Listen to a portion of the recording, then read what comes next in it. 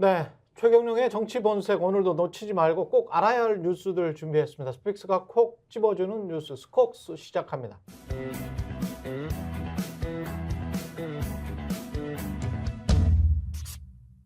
김성환 시사평론가, 김민아 시사평론가와 함께하겠습니다. 안녕하십니까? 네, 안녕하세요. 예, 오늘 대형 병원에 전공인들이 집단 사직한다고 하고요. 그렇게 되면 내일 6시부터 근무를 중단하기로 했다. 지금 저 의사 집단 행동이 점점 사태가 커지고 있는 상황이죠. 정부의 의대 정원 확대 방침에 반발하는 의사들의 목소리도 점점 커지고 있는 상황이고요. 예. 그 상황이 좀 다급해지니까 어제 한덕수 국무총리가 대국민 담화 발표를 했잖아요. 집단 행동으로 인한 의료 공백은 국민 생명과 건강을 볼모로 삼는 있어서는 안 되는 일이다. 이렇게 밝혔고요. 지금 빅5로 불리는 서울 대형병원 5곳 있죠.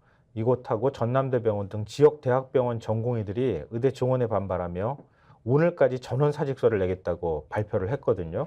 그러니까 총리가 나서서 이거 하지 말아달라 이렇게 촉구하는 내용의 담화문이었다고 생각하시면 될 것 같아요. 이 빅5 전공의들은 내일부터 업무 중단을 지금 하겠다 이렇게 예고를 한 상황입니다. 한덕수 국무총리는 전공의 여러분들의 노고를 잘 아는 국민의 마음과 믿음에 상처 내지 말고 환자 곁을 지켜달라 이렇게 강조를 했습니다. 지금 보건복지부에 따르면요. 지난 16일까지 사직서를 낸 전공의들은 23개 병원 715명. 이 숫자는 오늘도 아마 더 늘어날 것이다. 이런 얘기가 나오고 있습니다. 대한의사협회 비상대책위원회는 성명을 냈는데요. 한 총리 담화는 의사들의 자율적 행동을 억압하기 위한 명분 쌓기에 불과하다. 부탁을 가장한 겁박이다. 이렇게 얘기를 하고 있고요. 서울대 의대 교수협의회는 전국 의대 중에 처음으로 이틀 전에 비상대책위원회를 공식 출범시켰고요. 정부와 의료기를 중재하겠다 이런 뜻을 지금 밝힌 상태입니다. 중재하겠다? 네, 중재하는 역할을 우리가 하겠다고 했으니까 진짜로 이렇게 중재 역할을 할지 이것도 좀 봐야 할 것 같은데 하여튼 의료 공백 사태, 환자들의 피해는 불가피한 상황이다 이렇게 봐야 될 것 같습니다. 예. 그러니까 이미 대형 병원들에서 수술 일정이나 이런 게 이제 사실 환자 입장에서는 뭐 급한 수술이 어디 있고 급하지 않은 수술이 어디 있겠습니까마는 의사 입장에서 어쨌든 병원 입장에서 좀 급하지 않은 수술들은 일정이 미뤄지고 있다 이런 보도가 또 나오고 있고 또 이제 소위 말하는 이제 간호사들을 편의적으로 이제 피해 간호사 이렇게 분류하는 간호사들이 있잖아요. 예. 이 피해 간호사들의 업무를 좀 더 줘서 전공의들이 없는 공백을 좀 메우게 하겠다 뭐 이런 얘기들도 일부 나오고 하는 과정이고 그리고 앞서서 이제 뭐 일부 의사들이나 교수들이 뭐 중재 얘기나 이런 걸 하고 있지만 또 뒤에서는 그런 얘기도 한다는 거예요. 지금 전공의들이 어쨌든 이 집단적으로 움직이고 있는데 전공의들이 얘기하는 명분은 우리 집단적으로 움직이는 거 아니다.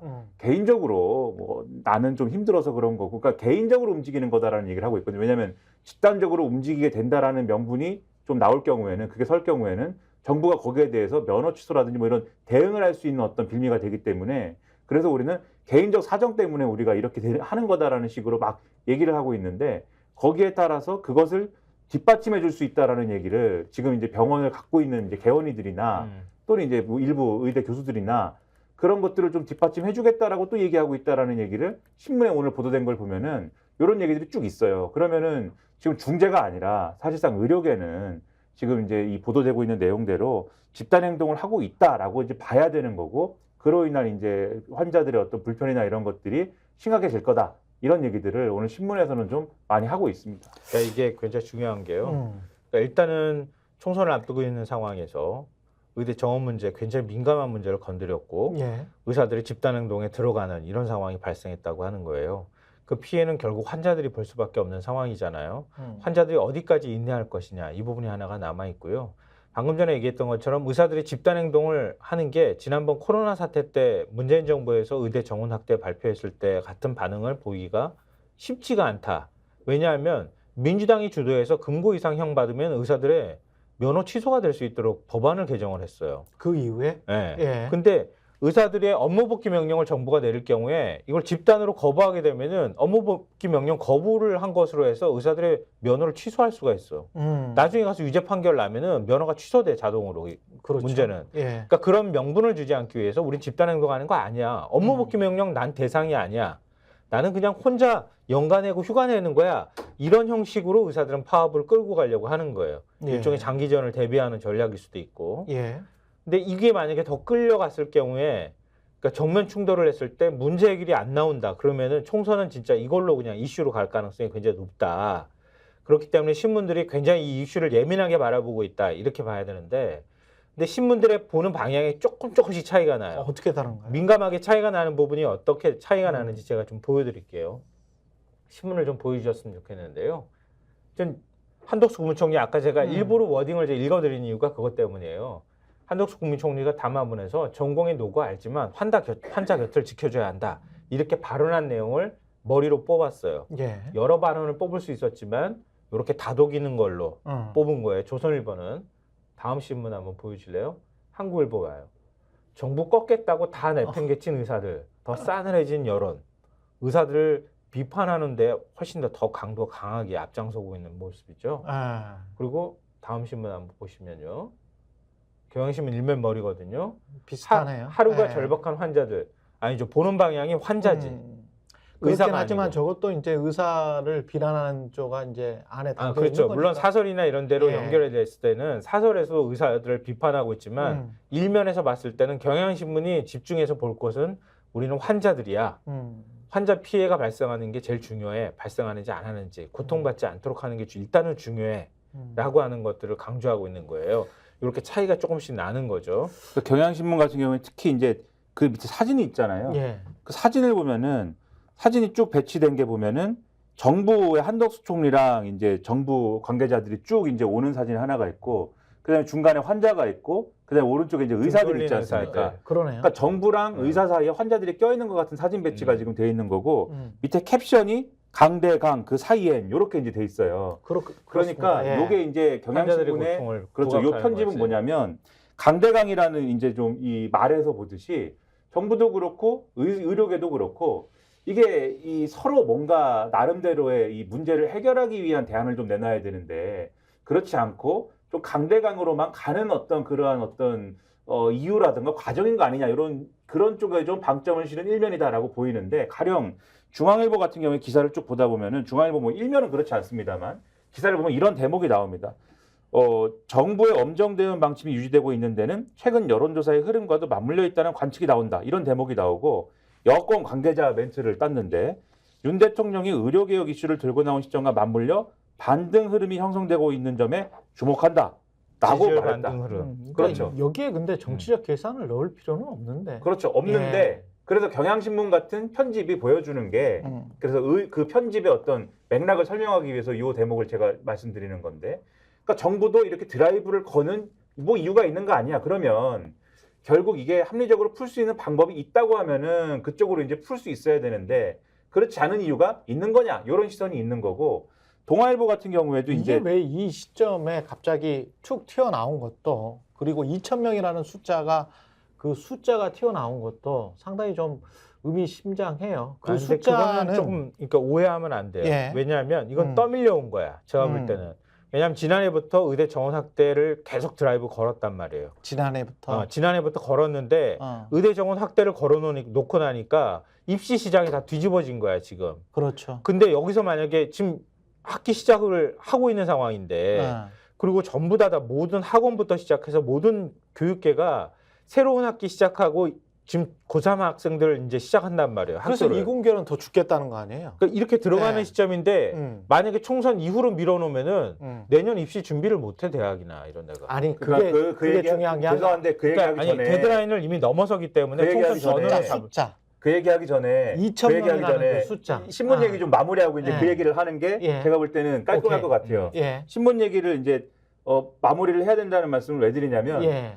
그래서 이제 이게 전선이 복잡하다는 말씀을 드리려고 하는 거예요. 첫 번째 복잡해. 국민 예. 여론으로 보면 당연히 지금 의사들이 밉습니다. 압도적이에요. 그렇죠. 첫 번째 예. 국민 여론으로 보면 그렇고 두 번째 윤석열 정부 입장에서 보면은 그렇기 때문에 이 의대 정원을 확대하는 거를 밀어붙이는 게 총선에도 유리하고 국민 여망에도 맞다. 이게 이제 요 전선이 하나가 있는 건데 밀어붙일 만해 정치적으로도. 그렇죠. 세 번째 신문의 입장에서 보면 예. 신문의 입장에서 지난번에도 그렇고 지난번에 이제 의대 정원 확대할 때도 그렇고 또 의사들이라는 어떤 뭐 기득권 집단이지 않습니까? 어쨌든 이 기득권 집단하고의 어떤 관계나 이런 거를 보면은 지금 이게 윤석열 정권이 밀어붙이는 거에 또 힘을 실어줄 거냐 아니면은 의사들이 또 기득권도 있고 한데 우리랑도 관계가 돈독하고 한데 의사들한테 좀 힘을 실어줄 거냐 이게 좀 애매한 거예요 사실 신문이 그런 부분이 갈등이 좀 신문이라는 건 여기서 말하는 신문은 보수 신문? 그렇죠. 예. 보수 언론의 심경에 갈등이 좀 드러나는 지면이 있다. 아, 그래서 그게 이제 눈에 띄어가지고 이 말씀을 드리는 거죠. 그게 예. 그래서 아까 조선일보 일면 같은 제목을 중앙일보도 똑같이 달았어요. 그러니까 굉장히 드라이하게 한 총리 담화문을 발표한 걸 그냥 그대로 워딩 그대로 집어넣는 게 제일 편한 방법이죠. 드라이한 어느 쪽 이유가 편도 안 들고. 그것 때문이다. 네. 아, 그리고 드라이하게 달기도 하지만 예를 들면 이제 그래서 조선일보 같은 경우에 이면을 가면은 조선일보 이면이 뭐 준비가 돼 있나요? 네, 네. 이면을 가면은 그냥 다 넘기잖아요. 그러면은 뜬금없이 의사 환자 적개심만 키우는 온라인 선동 이게 딱 나옵니다. 그러니까 이 기사를 보면은 그러니까 온라인 선동을 누가 했다는 거야. 예. 기사를 잘 보면은 의사들도 온라인 선동을 막 해요. 그러니까 사실관계가 맞지 않는 거를 그 밑에 보면은 정부의 감정 섞인 그렇죠. 언어도 있네요. 그렇죠. 그 얘기를 예. 또 할 건데 온라인 선동을 누가 했느냐 기사를 쭉 보면은 이게 한쪽만 온라인 선동을 하는 게 아니라 의사들도 정부가 밀어붙이면은 마치 의료계가 파탄나는 것처럼 커뮤니티나 이런 데 막 쓰고 있고 의사들이 환자들도 저 기사에 의하면 환자들 일부 또는 뭐 누군지 모르겠지만 환자 쪽에 서 있는 사람들도 마치 이게 의사들이 엄청난 어떤 것들 때문에 이 반발을 하는 것처럼 너무 과장되게 반발하고 있다. 이런 얘기를 기사로 써요. 그다음에 그 밑에 가면 말씀하신 것처럼 기자 수첩이 있는데 제목이 의사 대하는 정부의 감정 섞인 언어인데 이 내용을 보면은 정부의 언어는 편가르기가 아니라 설득의 언어가 돼야 된다라고 이제 얘기를 하면서 뭐라고 그러냐면 문재인 정부 얘기를 갑자기 합니다. 편가르기는 문재인 정부로 충분하다. 그러면서 국민 갈라치기로 정치적 이득을 보려는 것은 좌파 정권이면 충분하다. 뭐 이렇게 하는데 또 이게 무슨 논리까? 요 이면에서는 아슬아슬 뭔가 예. 우리가 꼭 윤석열 정권 편들어서 의사를 때리려는 것만도 아니고 의사 편들어서 윤석열 정권 괴롭히려는 것도 아닙니다를 일단 보여준 거예요. 근데 그렇지만 그래도 사설에 가면 조선일보가 그래도 의대 증원에 파업한 나라 없어. 일의협은 찬성. 이렇게 이거는 기사구나. 네. 사설에 가면은 의대 정원 늘린다고 파업하는 유일한 나라 한국 이렇게 가면서 역시 의사 비판으로 좀 돌아서긴 하거든요. 예. 이게 사실 갈등이 어떤 내면의 갈등이 좀 드러나는 게 아니냐라는 생각이 들고 동아일보는 근데 똑같이 내면의 갈등이 좀 있는 것 같지만 이런 비슷한 경로를 거쳐서 사설이 좀 달랐습니다. 사설 제목이 환자 떠나는 의사 무책임하지만 이것 막는 것도 정부 일 이런 제목이에요. 그러니까 사실은 이게 의사와의 강대강 대치 속에서 정부가 그걸 또 설득하는 책임도 있는 거 아니냐 이런 목소리도 내는 거거든요. 이런 다층적인 어떤 전선에서 이 신문들이 이렇게 목소리를 내고 있는 게 오늘의 좀 이채로운 점이다 이런 말씀 드리는 겁니다. 그러니까 정리하면 이거예요. 뭐 조선일보 같은 매체를 대표적으로 들자면 의사도 편들어야 되고 정부도 편들어야 되고 환자도 편들어야 되는 상황인 거예요. 그러니까 어느 쪽에 힘을 실어주기도 굉장히 애매한 그 틈새에서 지금 막 고민하는 게 좌고면하는 게 보이는 거예요. 그러니까 경향이나 이런 데 같은 경우에는 일단 환자 피해가 발생하는 부분에 대한 것들 제일 중시해서 그것들 책임져야 될 곳은 의사단체하고 정부다. 양쪽이 그걸 해결해야 한다라는 데 무기를 싣는 거죠. 어차피 거기가 타협을 봐야 되는 거 아니에요. 아니면 정부가 진짜 딱 부러뜨리거나 꺾어버리거나. 근데 정부는 아마 제가 볼 때는 아까 총선 얘기도 나왔지만 꺾고 싶을 거예요. 의사단체도 만만치는 않을 거란 말이에요. 왜냐하면 의사단체도 총선을 앞두고 있다는 걸 알 거란 말이에요. 그러니까 우리가 버팅겨서 환자 피해가 커지면 정부가 우리를 죽이고 싶어도 죽이기 힘들다라는 걸 의사도 누구보다 잘한단 말이에요. 전공의들도 그렇고. 예. 그러니까 강대강 대치로 갈 가능성이 매우 높다. 이 상황에서 자칫 정부가 잘못 따르거나 환자 피해가 훨씬 확 커지거나 국민 여론이 나빠질 경우에는 오히려 총선에 큰 부담이 될 수 있지만 집권 여당에 집권 여당이 상당히 부담될 수 있지만 그렇지 않고 만약에 집권 여당이 그걸 제대로 밀어붙이는 모습들이 나타난다. 진짜 의사들을 궁지로 몰아넣어가지고 이번에는 확실히 뭔가 이번 파업 문제를 끝내서 의대 정원까지 가겠구나라는 생각을 하면 정권 심판론을 상당 부분 덮거나 물타기를 하는 효과로 이어질 가능성이 높다고 봐야 되는 거죠. 그냥 논의 자체가 저는 좀 이해가 안 되는 게 지난번에 이제 변호사 숫자 늘릴 때도 로스쿨 만들고 그럴 때도 변호사들도 그렇고 법조계에서 반대하는 여론들이 있었잖아요. 근데 늘리고 난 다음에 어떤 큰 문제가 있었던 것 같지는 않고 그리고 오히려 변호사들끼리는 뭐 투설투설하지만 예, 예. 한국 사회에 뭐 그렇게 큰 뭐 문제가 생겼습니까 아니, 사실? 그리고 사실은 변호사들의 경쟁이랄지 투명성이 더 촉진되기 위해서 변호사들이 어떤 경력을 가지고 어떤 소송에서 어떻게 이겼고 뭐 졌고 이런 것까지 사실은 경력들이 쫙 외국처럼 나와야 돼요. 훨씬 더 투명해지고 더 경쟁이 그래서 담합 구조로 가면 안 돼요. 아직도 정관예우 이야기하고 있고 그렇잖아요. 법조계도. 근데 이제 의료업계도 그 경쟁 촉진이라는 측면에서 의료업계가 스스로 뭐랄까요 자초한 측면이 많지 않는가 그런 생각도 들고 이게 당연히 국가고시를 보는데 변호사도 고시 아닙니까? 예, 그러니까 국가고시를 보는데 그 숫자를 늘리겠다는데 그럼 국가고난이지 그게 누구 고난입니까? 저는 그냥 그렇게 하면 되는 거잖아요. 사실 근데 단지 의료계의 공익적 측면이 변호사들보다는 훨씬 더 큰 것 같거든요. 그러면 그 측면에 있어서 제가 아까 왜 이제 2,000명 그 숫자는 적정한 거냐 그걸 여쭤봤던 거는 어떤 측면이냐면 과거에 우리가 코로나 때 이탈리아가 가장 큰 타격을 받잖아요. 초기에. 그때 이탈리아가 타격을 가장 크게 본 이유가 뭐냐면 거기가 유로존이기 때문에 더 임금이 많은 쪽으로 다 그냥 몰려가 버렸어요. 그래서 그 전에 그 코로나 터지기 전에 이탈리아 의사들이 워낙 부족했던 거야. 그러니까 너무 이렇게 세게 쥐어버리고 너무 가격을 싸게 해버리면 또 의사들이 또 그런 문제가 또 긴급한 시기에는 그런 문제가 발생할 수가 있기 때문에 이탈리아 사례랄지 유럽의 사례를 좀 보고 그 숫자 2,000명이 어떤 방식에서 나온 건지 여기에 관련된 가장 지금 관료의 전문가는 제가 알기로는 박민수 차관이거든요. 한 10년 전부터 이 사람 정책실장 할 때부터 쭉 이거 해왔던 사람인데 이 총리나 이런 사람들은 잘 모르고 대통령도 모를 것이고 보건복지부 장관도 이 전공이 아니기 때문에 차관과 의료계와 그리고 국민들이 그리고 이거는 보건의료 노조도 이번에는 별 말을 안 하는데 조금 좀 정확하게 숫자도 좀 계산을 하고 그래서 절차적으로도 좀 무리가 없이 그냥 그대로 좀 진행시켰으면 좋겠다 그런 생각이 드네요. 그런 걸 왜 예. 검토를 안 했겠어요. 예. 지금까지 계속 지금 의대 정원 규모를 가지고 얘기를 했는데 내부 검토가 안 했다고. 아니 그 2,000명의 그 숫자는 몇 년 전에 나온 숫자인데 그때 문재인 정부 때도 굉장히 큰 압박을 받아가지고 저항을 받아가지고 뒤로 물러선 숫자거든요. 네. 예. 그런 측면이 있어요. 이게 사실 2000년대 초반부터 계속 순차적으로 늘려왔으면은 지금 이렇게 한꺼번에 늘린다고 해서 난리칠 이유가 아닌데 맞아요. 정확하게 2006년 이후에 사실 이제 쭉 늘려왔었어야 된다라는 게 오늘 언론 보도에도 이제 좀 있습니다. 맞습니다. 예. 근데 그거를 이제 의사들이 집단반발해서 막고 그 막을 때마다 사실 정치권에서 이해관계에 따라서 특히 이제 보수 정당 그다음에 보수 언론 한 몸이 돼가지고 그걸 막는데 또 동참해 온 거잖아요. 의대 정원 늘린다고 할 때마다 예를 들면 뭐 아주 짧게 잡아서 지난 정권에서 뭐라고 그랬습니까? 뭐 코로나 이거 대응하는데 왜 의사들 기 꺾느냐 이렇게 한 거잖아요. 그러면서 심지어 의대 정원 늘리고 하는 게 유력한 어디 장관 차관 그 아들 딸 그 의대 보내려고 하는 거냐.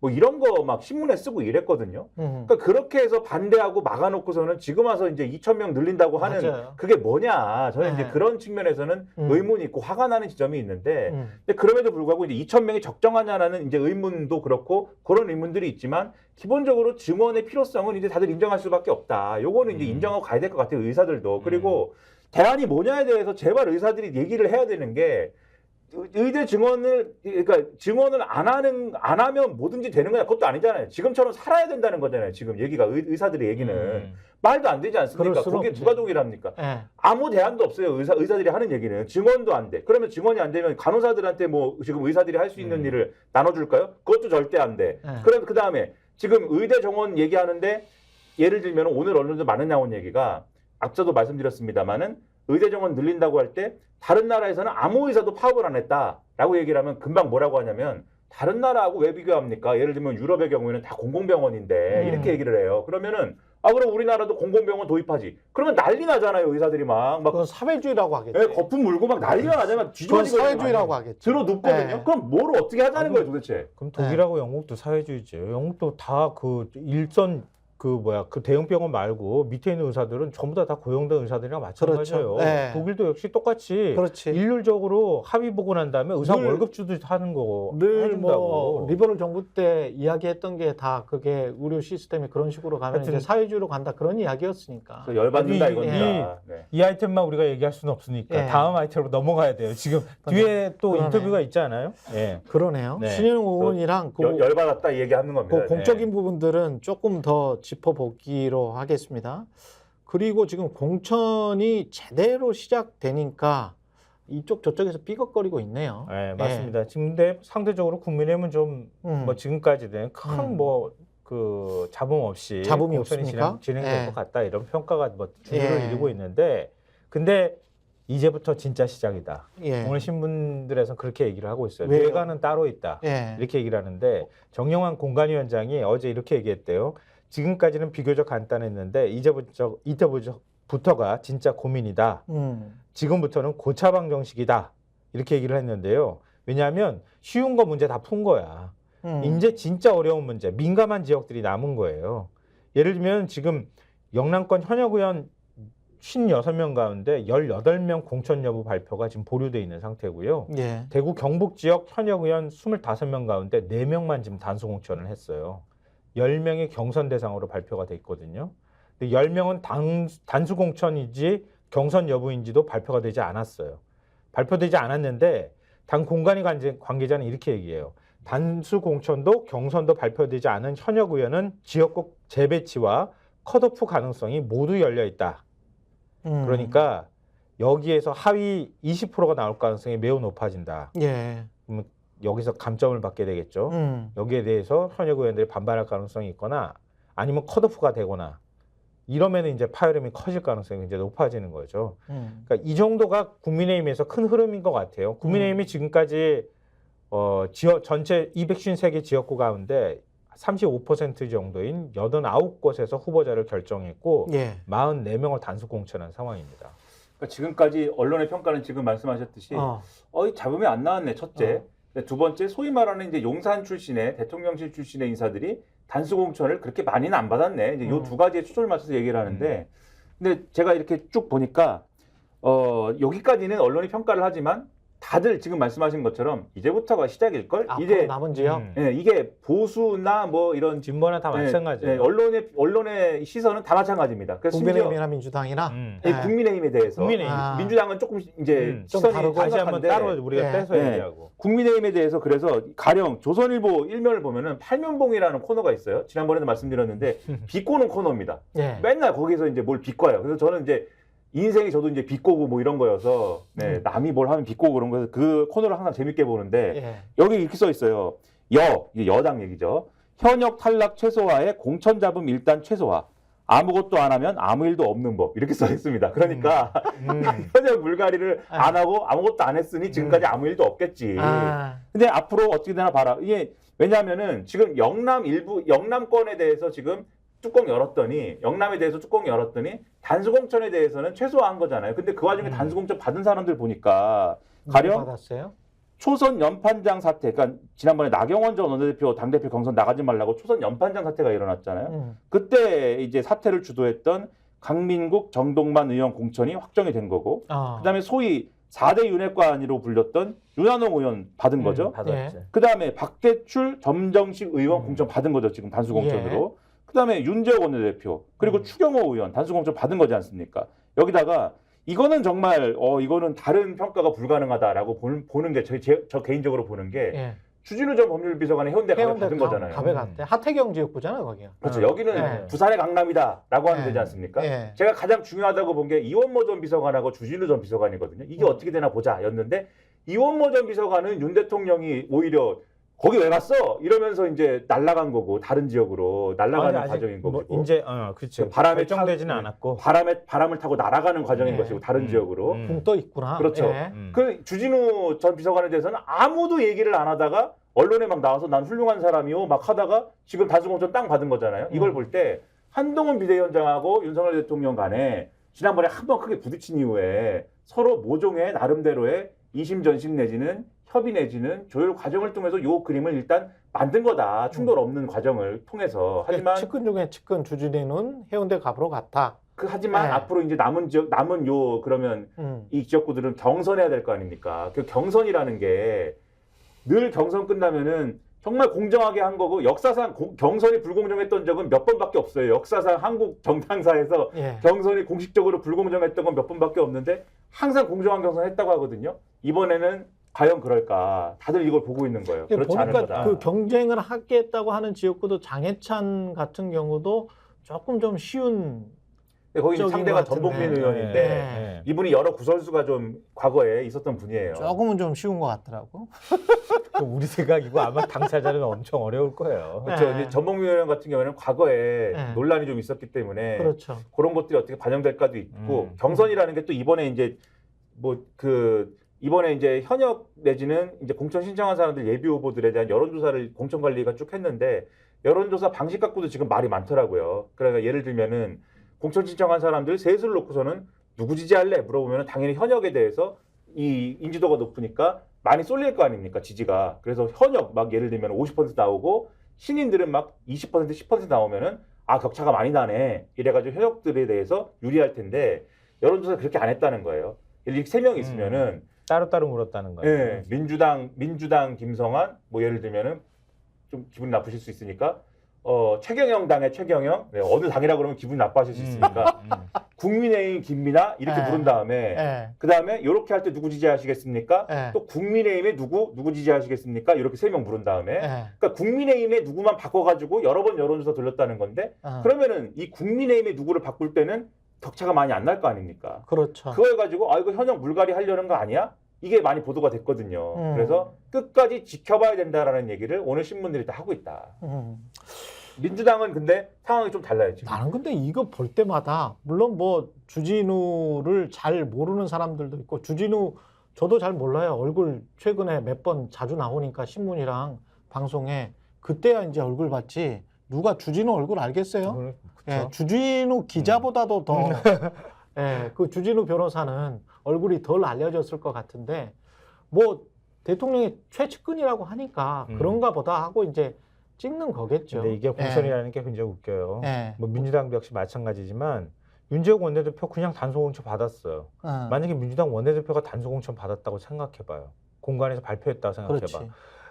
지도부 자기 거부터 먼저 챙겨먹는다고 난리 쳤을 거야 아마 내가 볼 땐. 그러니까. 지금 조정식 사무총장 지금 공천 단수 받았다고 해가지고 그러니까. 난리 나고 있잖아요. 그러니까 희생하라고 공천의 요구하고. 기준도 뭐 저는 잘 모르겠지만 언론의 비판 기준도 잘 모르겠어요. 아니 근데 이거는 뭐냐면 네. 이거는 사실은 언론 탓하기는 조금 저는 네. 어렵다고 보는데 국민의힘에선 지금 아까 찐윤도 들어가 있죠.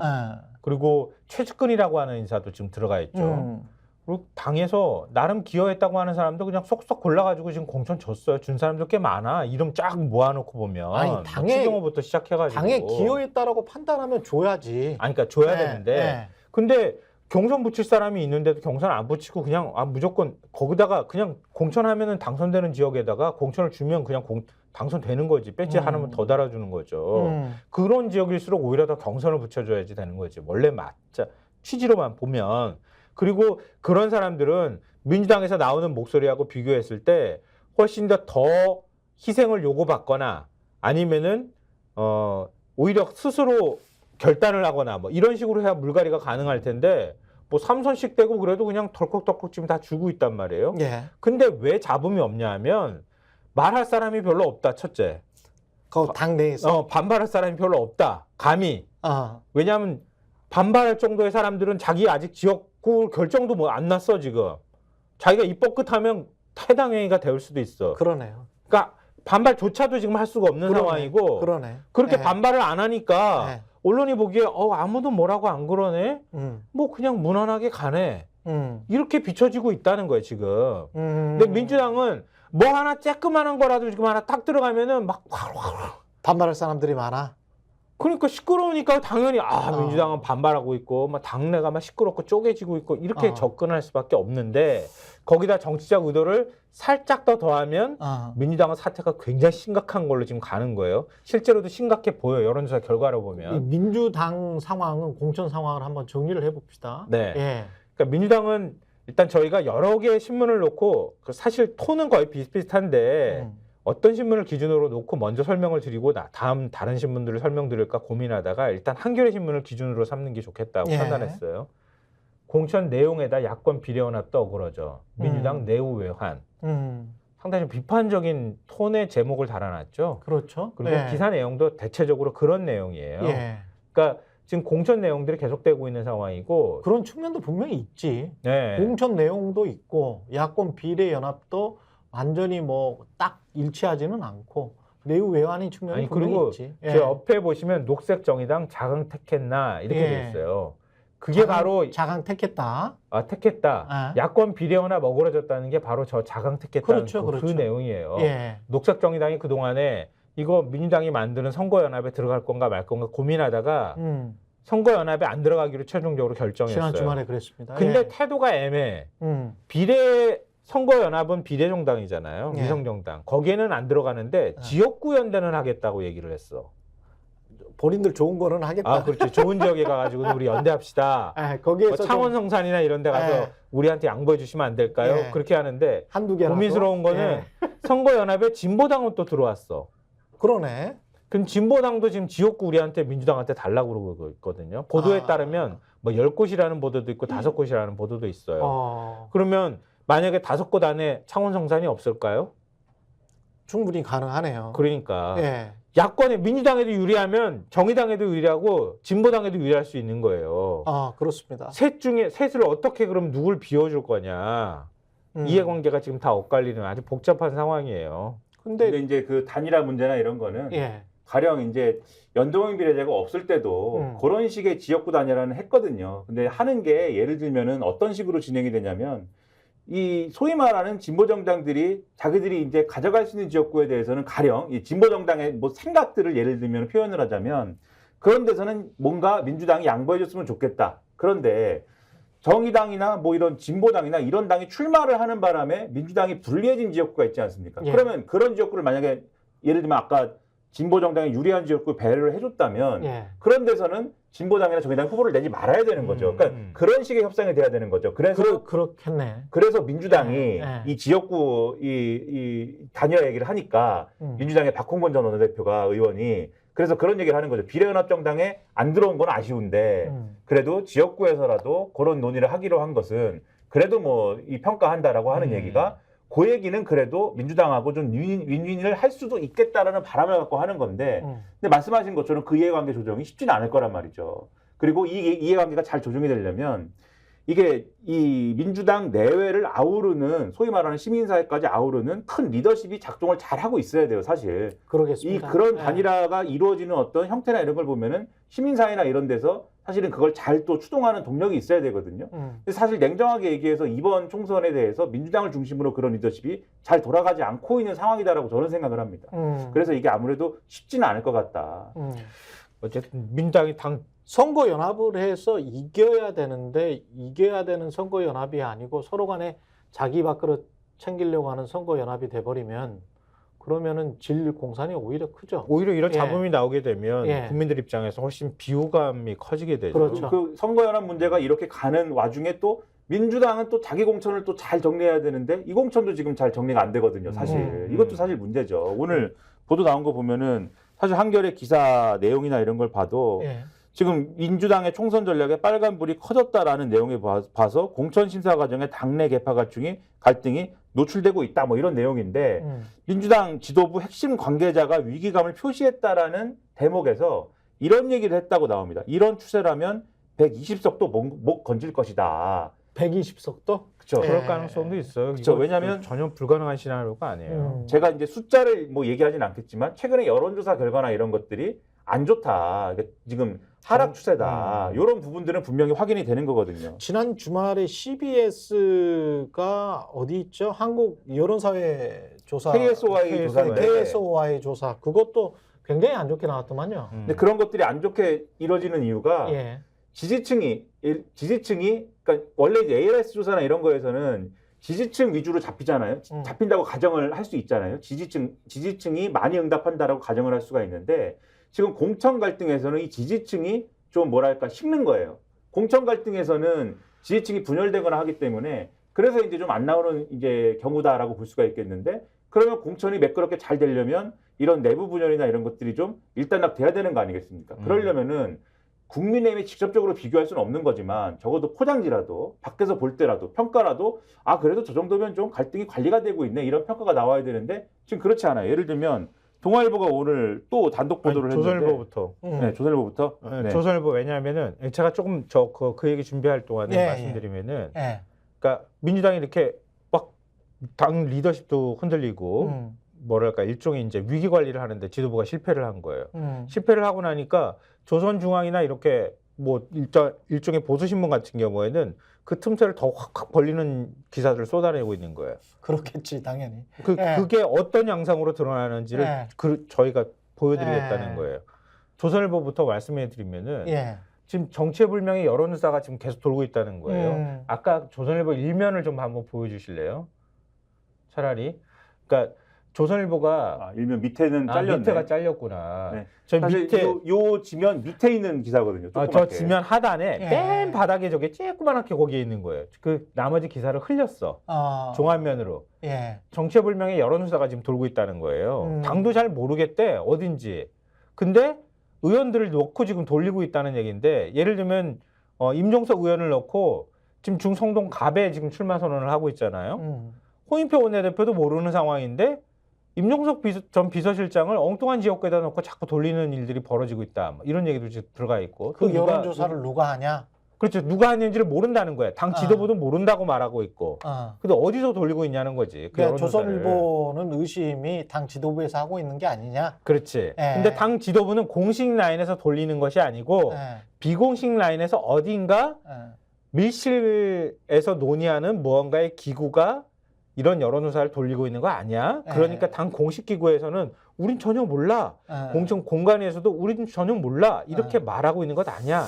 그러니까 조선일보라서 일단 조선일보라서 한 수 접고 그러니까 넘어가고 여론조사를 돌리는 의도가 뭐냐라는 거에서 가령 최경영을 예를 들면은 최경영의 고향이 어디십니까?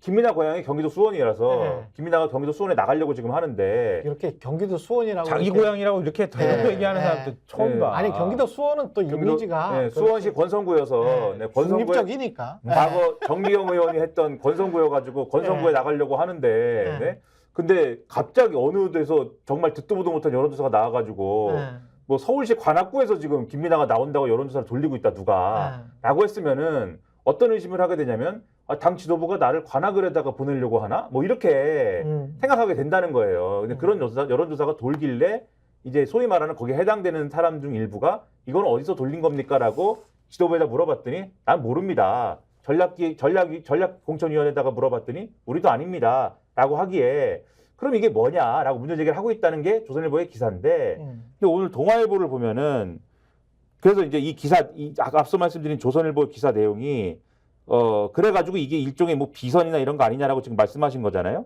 제가 이제 다시 한번 그 말씀을 왜 드렸냐면 동아일보에 비슷한 보도가 나와서 이제 그 말씀을 드렸습니다. 동아일보가 또 단독 이렇게 해가지고 기사를 냈는데 지금 나가고 있죠.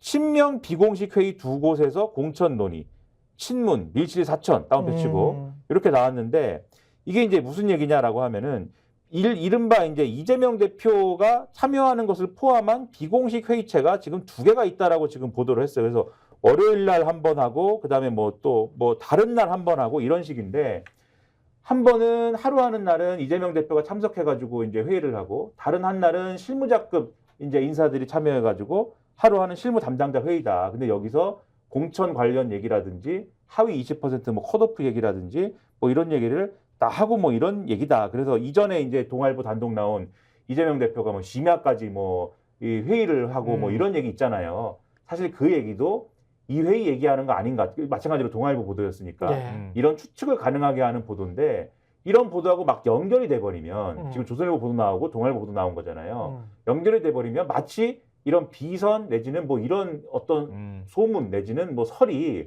실체가 있는 것처럼 지금 보이게 된다. 그래서 이런 보도가 지금 나오는 것 자체가 민주당으로서는 문제다. 이런 얘기가 된다는 거죠. 그러니까 뭐 이거 거의 시간이 많이 예. 남아있지 않아서 예. 조금만 더 한 분 남았어요. 예. 월요일에 하는 회의하고 실무 담당 회의가 두 개로 구분되는 거예요. 음. 월요일 날 회의에는 우리 지난번에도 지금도 이제 밀실 공천 얘기가 나오면서 사천 얘기 나오는 그 핵심에 공식 라인이 아니라 비공식 라인이라고 해당하는 이 대표의 측근들이 참여하고 있다. 이거 때문에 그렇게 된 거거든요. 예. 근데 거기에 박찬대 최고위원과 정성호 의원 등 친명 의원들도 이따금 참석해 의견을 나누는 것으로 알려졌다. 그러니까 지난번에 동아일보가 보도할 때 정성호 의원 이름을 거론했거든요. 예. 그것 때문에 최측근이라고 해서 이런 공식 이 컷오프 논의하는 데 들어갈 수 있느냐?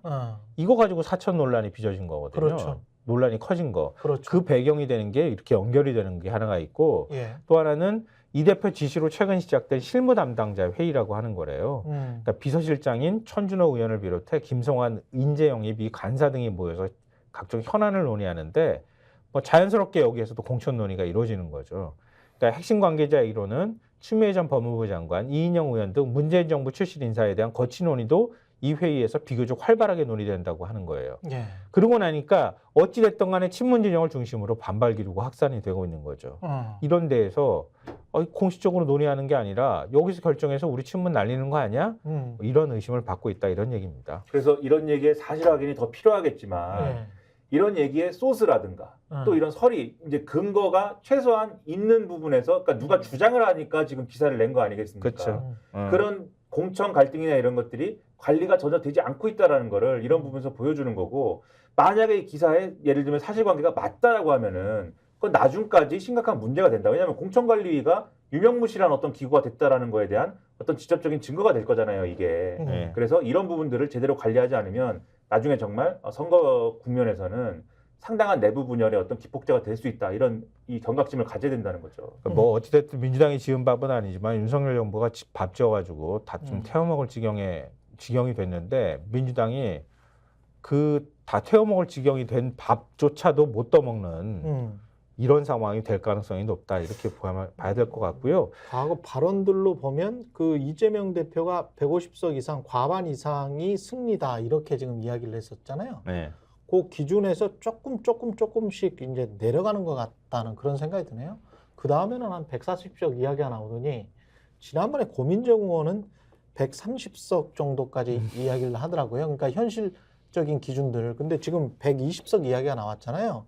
이거는 처음에 이게 한두 달도 안 됐는데 이재명 의원이 150석 이야기를 한 게 그러면 계속 지금 이렇게 가고 있다라는 거는 당 지도부 내에서도 뭔가 지금 잘 안 되고 있는 것 같다라는 거를 스스로 자인하고 네. 있는 거 아닌가? 그래서 예. 그 부분에서 뭐 시간이 없지만 예. 네. 이 한겨레 기사에서 그래서 얘기하는 게 뭐 한겨레 기사가 다 답은 아니죠, 당연히. 한겨레 기사에서 주장하는 거는 이런 탓에 당내에선 지도부가 조기 선거대책위원회 출범 등 서둘러 수습책을 마련해야 한다는 지적이 나온다. 이렇게 돼 있고 지도부 관계자는 지도부 관계자 발로 멘트가 다음 주 이후부터 쟁점 지역들의 경선 여부가 발표되면 폭탄이 터질 텐데 수습할 수 있을지 모르겠다. 2월 하순을 넘기면 백약이 무효고 표심이 맞아요. 구조화된다. 주류의 희생을 위한 이 대표의 결단이나 조기 선대위원장 선임 등의 대책이 곧 나와야 한다. 이렇게 얘기를 하고 있거든요. 위기네요. 이런 대책이 나오는지를 예. 봐야 되겠죠. 그러니까 저게 딱 정확한 그러니까 정치를 아는 사람들이면 딱 그렇게 생각할 거예요. 2월 이렇게 허송세월 보내면 한 3월 초순만 지나면 국민의 끝나지. 마음은 다 이미 다 굳어져 버려. 그러니까 더 이상 기대를 잘 안 하게 되거든요. 예. 그러니까 지금 민주당은 거의 마지막에 이 죽느냐 사느냐 갈림길에 지금 와 있는 거다. 근데 이런 상황에서 당 지도부가 이런 식으로 자고우면하는 모습 보이면 또 어쨌든 컷오프를 당하든 아니면은 뭐 자기가 경선에서 탈락한 후보든 간에 마음 놓고 아마 반발하고 덤빌 거예요. 그렇겠지. 왜냐하면 집권 여당이 조정하는 거랑 다르거든. 그렇죠. 야당은 뭐 줄 수 있는 것도 없고 아무것도 맞습니다. 없단 말이에요. 예. 그러니까 그것도 못하는데 이재명 대표가 제대로 된 모습도 못 보여주고 총선에서 졌다. 이 대표는 그냥 가셔야지. 지금 그 상황으로 몰려가고 있는 건데 120석 과연 패배지. 이게 과연 170, 그럼요. 80석 하다가 이게 지금 150여석 그 과반을 목표로 했다고 하실 때도 너무 보수적으로 잡고 이거는 좀 약한 모습 아닌가 그런 생각을 했었는데 120, 30석을 갖는다고 하면은 그거는 완전히 패배죠. 그러니까 예, 정말 절박한가? 국민의힘 절박했거든요. 그렇지. 예. 마지막에 뭐 예. 싸움하고 그러면서 야 이대로는 아니고 죽을 것 같아 이런 절박감이 있었는데 민주당은 과연 절박한가? 여기에 대해서 답을 좀 해야 될 것 같고요. 다른 소수 정당도 한번 보시죠. 네, 그러니까 지금 개혁신당 얘기를 좀 우리가 해야 돼요. 개혁신당도 지금 계속 빠지는 것 같아요. 예. 뭐 빠지는 게 문제가 아니라 여긴 지금 여론조사도 쪼개질 그렇고. 위기에 합친 지 아예? 뭐 집안을 합친 지 얼마 되지도 않았는데 한 1, 2주밖에 안 된 것 같은데 집안 합친 지. 네, 선거운동 주도권하고 네. 배복지 전 정의당 부대표 입당 문제 가지고 거의 전면전 위기에 지금 위기로 가고 있어요. 신혼여행 갔다 와서 이렇게 헤어지는 부부들도 있어. 많이 있기는 딱 그 기간인데 지금 맞아. 보니까. 허니문 기간인데 지금 갈등이 너무 심각해지고 있는 상황인데 예. 어제 김정민 최고위원이 배복주 전 부대표 공천 반대를 이준석 대표가 하고 있는 것에 대해서 문제가 있는 사람을 배제하려면 절차대로 해야 합민주주의다. 이런 방식은 과거 국민의힘이 이준석 대표를 몰아낸 것과 뭐가 다르냐. 예민하게 그때 일을 확 상기시키면서 이렇게 반발을 했어요. 이미 개혁신당에 배복주 전 부대표가 입당을 한 상황이에요. 지난 10일. 예. 근데 이준석 대표 지금 반대하고 있잖아요. 공교롭게 배복주 전 대표가 남편이 또 전장위원 박경석 대표잖아요. 아, 그렇게 되는구나. 네. 그래서 그때 전장년하고 이준석 대표하고 막 싸우고 갈등할 때 그때 네. 그 이준석 대표 상당히 비판하는 입장이었단 말이에요. 많이 비판했지. 근데 이준석 전 대표 입장은 아니 근데 왜 왔어요? 우리 당에 이렇게 되는 거고 누가 넣어줬어? 누가 오라 그랬어? 이렇게 하다 보니까 이낙연 대표 측이 오라고 그랬지? 그럼 처음에는 비례대표 나 받고 싶어 이렇게 얘기하다가 지금은 말이 좀 달라져서 내가 꼭 그렇게 비례대표 받겠다고 하는 건 아니야. 여기까지 좀 물러서긴 했어요. 배복주 씨가. 네. 예. 근데 이준석 대표 입장에서는 자기 당원들이 지금 자기가 그동안에 알토란처럼 그렇게 고생해가지고 모았던 당원들 다 떠나고 있다. 근데 이 상황은 도저히 용납 안 된다. 나하고 왜 사전에 협의도 하지 않았느냐.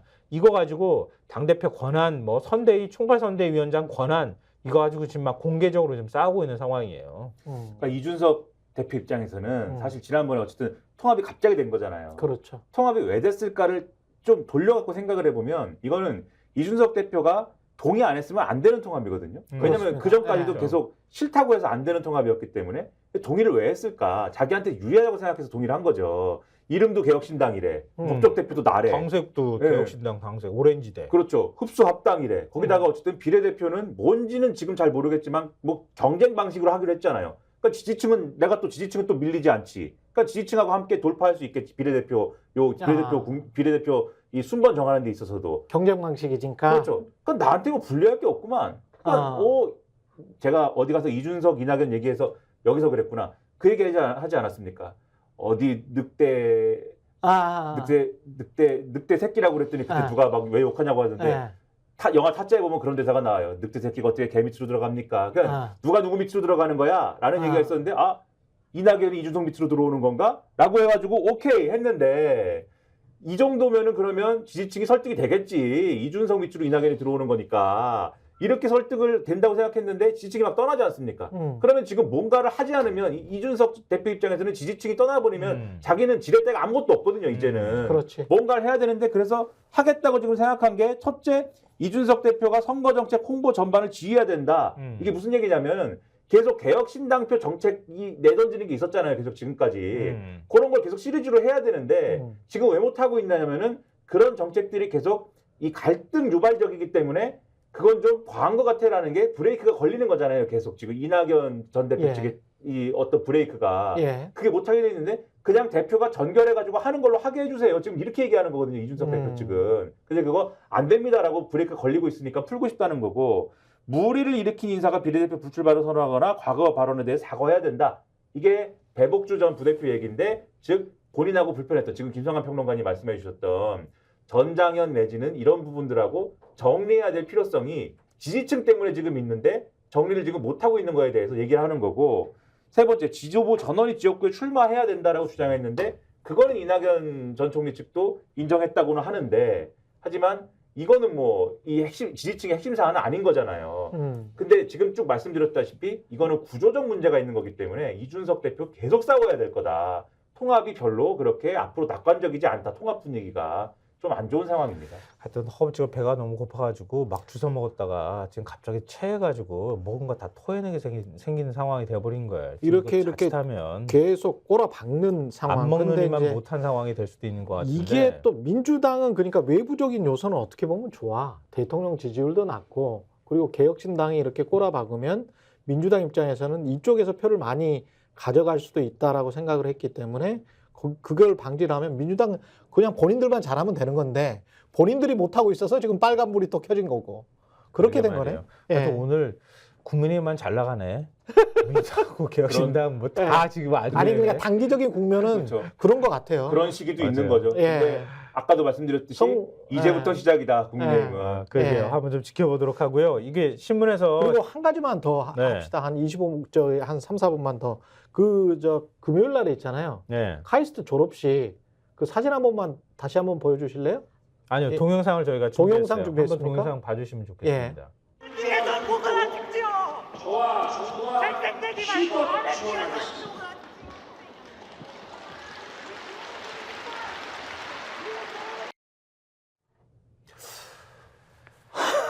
뒤에서 지난번에도 한번 비슷한 일이 있었죠. 그때는 예. 현역 의원이죠. 진보당 의원이 그 대통령과 악수하는 과정에서 있었던 아니 일이었는데. 저 때는 그리고 졸업식은 주인공이 졸업생이야. 네. 근데 주인공이 졸업생이야. 졸업생이 한마디도 못하나? 아니 대통령은 맨 앞에 있고 맨 뒷줄에서 거기서 얘기를 했다는 거 아니에요. 네. 그리고 또 거기서 정치적 구호를 외친 게 아니라 R&D 예산 삭감에 그렇지. 항의했다는 거예요. 네.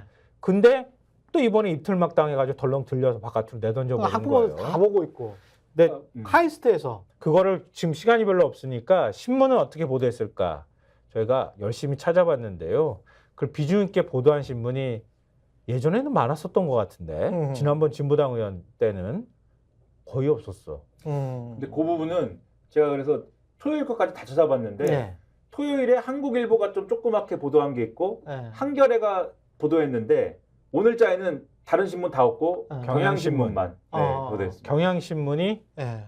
한 면에 걸쳐서 보도를 했어요. 제일 비중 있게 보도했어요. 다른 신문은 거의 다루지 않았어요. 음. 그게 오히려 더 특이한 모습으로 비춰져서 저희가 경향신문 한 면을 좀 보여드리려고 했거든요. 예. 경향신문 있습니까? 사설로도 경향신문이 비판을 했어요. 한국 이공계의 어두운 미래 보여준 카이스트 입틀막 사태 이렇게 돼 있는데요. 아까 그렇죠. 제가 말씀드렸던 취지하고 같아요. 아. 그러니까 카이스트 학생이 R&D 예산 항의 그 삭감에 대해서 다른 얘기한 것도 아니고 항의를 열받잖아요. 했는데 항의할 수 있지. 아니 열받잖아요. R&D 예산 깎아놓고서는 무슨 그 축사에서는 또 그쵸 무슨 지원 장학금 네. 지원 뭐 이런 얘기 하니까 열받지 않습니까? 네. 근데 그런 얘기를 하는데 소리를 지르는데 최소한 뭐 퇴장 필요성이 있는지도 의문이지만 퇴장 필요성이 있다 하더라도 퇴장을 시킨다 하더라도 퇴장시키면 더 이상 외치고 이런 건 소용없는 거잖아요. 퇴장시키면 되지 입을 왜 막느냐는 거예요. 입에서 뭐가 나오냐는 겁니다. 제가 방송에서 무심코 그렇게 얘기했습니다. 입에서 불이 나오냐는 겁니다. 그것도 아닌데 입을 왜 막습니까? 이해가 안 됩니다. 이게 저는. 아니 근데 그 사안 자체가 가지고 있는 심각성이나 이런 네. 걸로 볼 때 너무 신문은 무관심하다는 거예요. 지난번에 사태도 있었기 때문에 이번에는 더 심각해야 되거든. 예. 왜냐하면 예를 들면 경호실이 대통령하고 얘기를 의사소통이 부족했다고 하면은 아 다음번에 그런 일이 발생하거나 이럴 경우에는 우리가 이렇게 대처해 경호원들하고 같이 그걸 소통을 하던가 아니면 대통령실하고 비서실장하고 얘기를 했었어야 되는데 지난번하고 똑같다는 거야 하는 행태가. 그렇지. 원래 저딴 소리는 그냥 들으면 안 돼 이렇게 생각하는 모양이야. 그러니까 지난번에도 진보당이기 때문에 또 진보당은 원래 그런 데야 이렇게 했잖아요. 아니 근데 이번에는 녹색정의당은 진보당이라고 말씀하지 마시고 그 국회의원이잖아요. 그 입법기관이니까. 국민의힘을 공격할 때 대통령실도 마찬가지지만 이번에도 네. 또 똑같은 반응을 내놨어. 녹색정의당은 이런 얘기를 하는 거예요. 근데 저게 지금 사람들한테 잘 안 알려져 있지만 저 의사 중에서도 한 명이 거의 비슷한 일로 지금 입틀막 해가지고 그 나간 적이 한 번 있고 그 다음에 국회의원이 그런 적이 있고 카이스트 석사 졸업생이 그런 적이 있잖아요. 그러니까 이게 무슨 어떤 계층이랄지 그 경우랄지 사례 이런 것들을 종합을 해보면 무조건 어떤 윤석열 대통령의 정책 또는 말 거기에 조금이라도 뭔가 좀 반기를 들은 것 같으면 다 그냥 입틀막이 되는 것 같아요. 근데 이럴 예. 거면은 아니 뭐 이렇게 소통을 이렇게 한다는 얘기 아니에요? 신년 기자회견도 안 해. 자기가 하고 싶은 말 하는 특별대담 만들어가지고 공연 방송하고 얘기해. 조그만한 파우치. 그렇게 해놓고 대통령실은 하지. 왜 네. 용산으로 이전한 거예요, 대체? 네. 청와대는 안 가고 네. 왜 용산으로 간 거야? 열받으니까 그만하시죠. 용산이 열받습니다. 교통이 좋은가 보죠. 뭐 왔다 갔다 하기가. 지금까지 스콕스 김성환 평론가, 김민하 평론가였습니다. 고맙습니다. 네, 소위 빅5라고 불리는 서울대, 서울 아산병원, 삼성 서울병원, 세브란스, 서울 성모병원 전공의들이 정부 의대 정원 반발해서 오늘까지 전원 사직서를 제출하고 내일 오전 6시 이후부터 근무를 중단하기로 했다고 하는데, 이 상황 관련해서 의사 출신인 신현영 더불어민주당 의원은 어떻게 보시는지 모셨습니다. 안녕하세요. 안녕하세요. 반갑습니다. 예. 제 이름이 좀 어렵죠, 발음하기가? 신현영, 예, 예, 현영, 현영. 예. 예, 자연스럽게 해주십시오. 이게 네. 지금 저 의사시니까 예. 저도 이제 친구들이 의사들이 많은데 이 확대는 어쩔 수 없이 해야 된다. 의원님은 이제 그렇게 생각하시는 입장이시죠? 실제로 우리 국민들께서는 네. 뭐 소아과 오픈런이나 응급실 빽뺑이를 당하면서 아 정말 의사가 부족한 거 아닌가 라는 생각을 하고 있기 때문에 특히 지역이 심해, 지역이. 예, 지금은 네. 이런 부분에 있어서 보완이 필요하다라는 국민적인 그런 네. 공감대가 있는 상황입니다. 예. 하지만 저희 더불어민주당에서도 지난주에 필수의료 지역 공공의료 TF 하면서 시민단체 그리고 환자단체 이런 분들과 소통을 하는데 핵심은 2,000명이 아니다. 우리는 2,000명이 늘어나는 게 중요한 게 아니라 지역과 필수 의료에 필요한 의사들이 늘어나는 게 중요하다. 그래서 지금 방식으로의 의대 정원 확대가 과연 그런 결과를 가져올 수 있겠느냐에 대해서 상당히 문제점을 제기를 했고요. 양보다는 질 그리고 내부에서의 시스템에 대한 변화를 요구를 많이 하셨습니다. 정부는 2035년까지 추가적으로 한 15,000명 증원이 필요하다. 이 규모 2,000명, 뭐 15,000명, 이 숫자는 어떻게 나온 건가요? 이 부분에 대해서 드릴 말씀이 상당히 많은데 예. 오늘도 보도가 되긴 했지만 실제로 15,000명? 그거에 대한 명확한 근거가 없습니다. 계속 정부가 브리핑을 매일 하면서 이 수치를 주입하고 있다고 보이는 건데요. 예. 실제로 그동안의 의사 그 수요에 대한 연구들은 여러 개가 있었죠. 뭐 KDI나 아니면 그렇죠. 보건사회 연구원이나 아니면 서울대 교수님의 연구도 있었는데 명확하게 서울의대 연구자이신 교수님이 말씀하셨어요. 내가 이렇게 추계 연구를 한 것은 의사 수요가 어떻게 될 것이다에 대한 방점이 있는 게 아니라 의료 시스템이 지금 이 방식으로 가면 오히려 재정도 거덜날 수 있고 그리고 의료 과잉은 더 커질 수 있기 때문에 의사의 적정수를 논하기 이전에 시스템을 먼저 개선하라는 이야기다. 근데 지금 정부가 15,000명을 얘기하는 거는 여러 연구들에서 본인들이 필요한 부분만 이렇게 발췌해서 근거로 짜집기 한 겁니다. 예. 그런 부분에 있어서는 이제 팩트 체크를 하다 보면 이런 정부의 잘못된 브리핑이나 거짓말들이 드러날 수 있는데 지금 의료계는 그런 대응보다는 오히려 뭔가 현장을 떠나는 방식으로의 파업 얘기만 되고 있기 때문에 좀 저 의사 국회의원으로서는 되게 답답한 생각이 들고요. 실제로 의대 교수님들 그리고 의학 교육을 하시는 현장에 목소리들을 이렇게 찾아가서 들으면 2,000명 불가능하다. 우리는 정부에 그렇게 얘기했다. 불가능하다는 게 뭐 가르칠 사람이 없다는 거예요? 예, 현장에서 2,000명이 한꺼번에 들어왔을 때는 예. 기초의학, 임상의학 이런 의대 6년의 커리큘럼이 너무 지금으로서는 수용 가능성이 없다라는 얘기고요. 그런 이야기들은 이미 전달을 했는데 그럼에도 불구하고 정부가 현장의 의과대학 수요조사 그리고 현지 실사를 통해서 우리가 확인을 했다.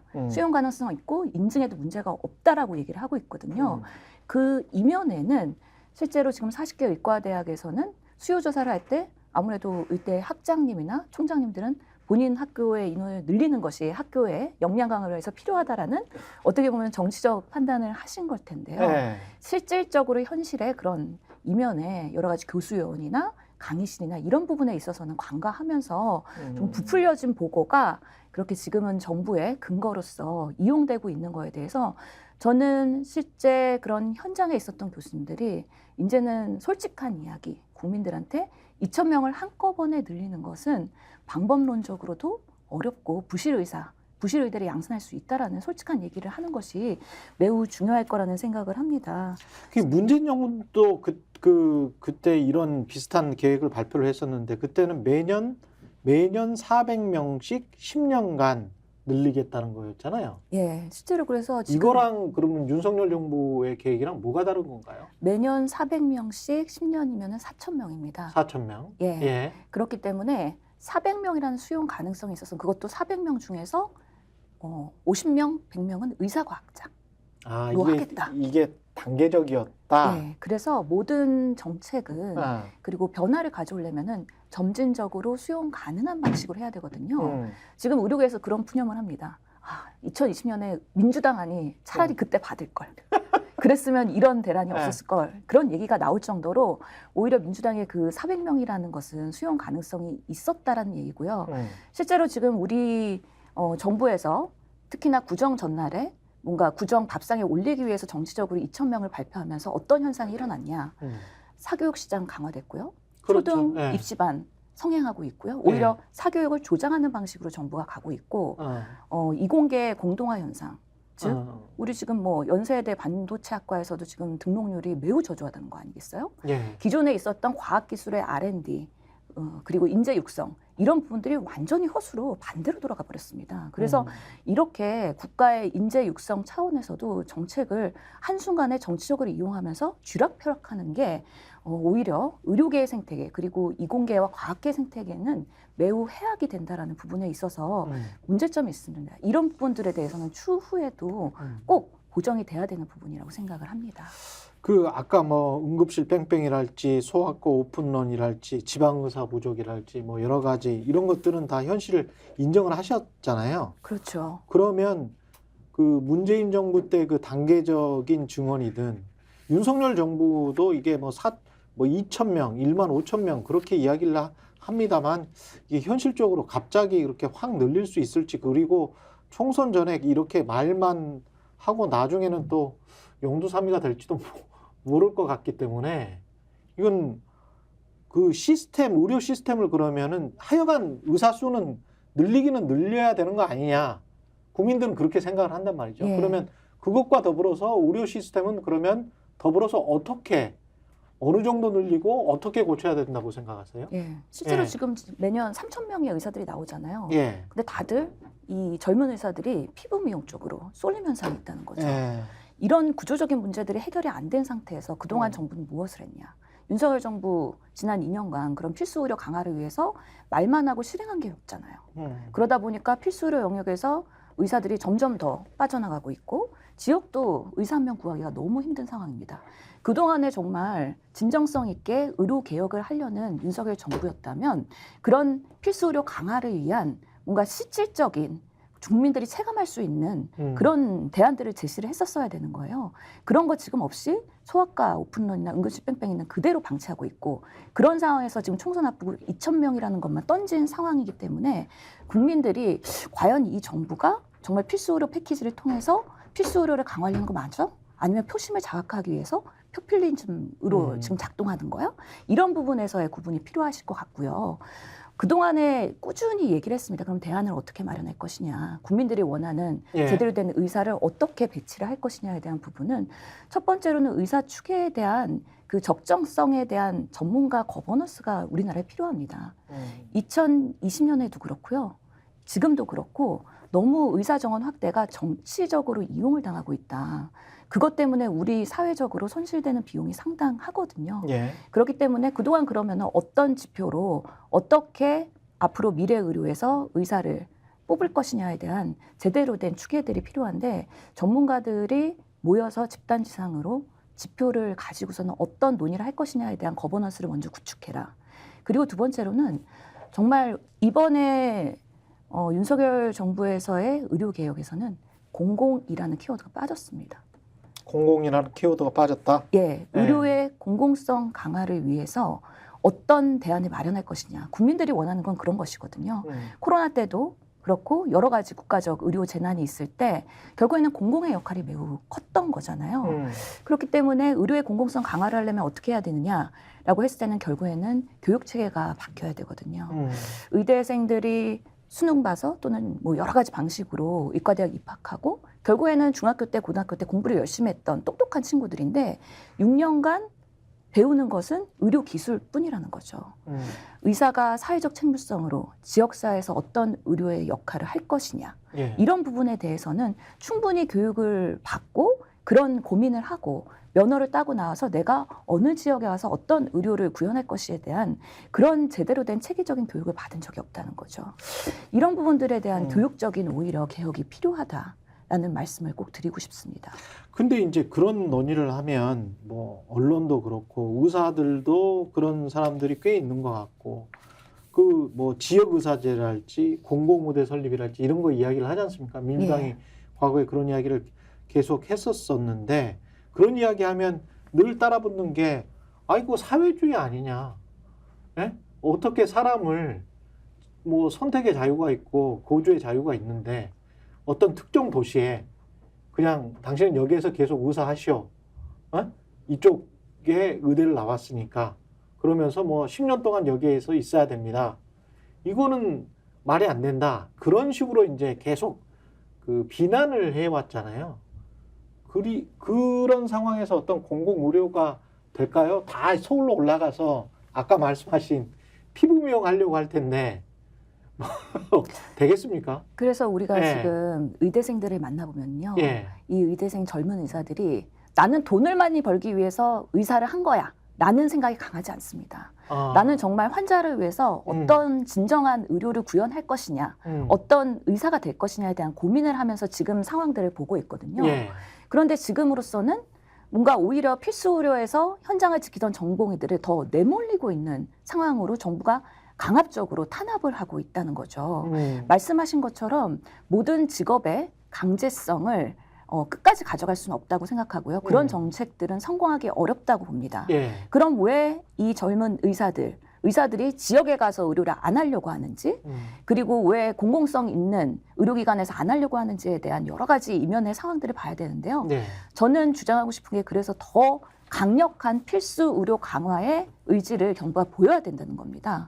그래서 필수 의료 패키지라고 얘기하는 것들이 지금은 어설프게 어떻게 급조돼서 만들어진 내용들이 지금 있기 때문에 예. 의료계에서도 공감하기 어렵고 국민들도 과연 이게 실효성이 있어? 라는 질문을 하고 있는 거거든요.